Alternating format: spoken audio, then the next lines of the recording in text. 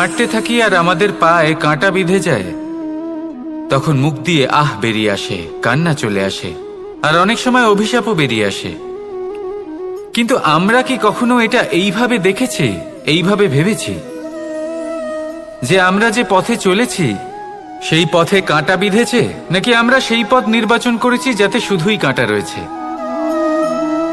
নাকি আমরা এভাবে ভেবে দেখেছি যে এই কাঁটা আমাদের কষ্ট দিতে এসেছে, নাকি এটা আমরাই বিছিয়ে রেখেছিলাম?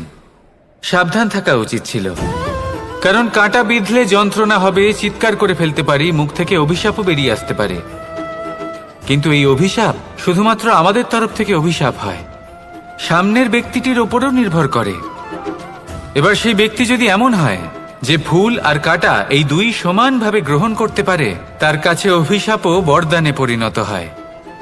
শেষ পর্যন্ত ব্যাপারটা দাঁড়ায় ভাবনা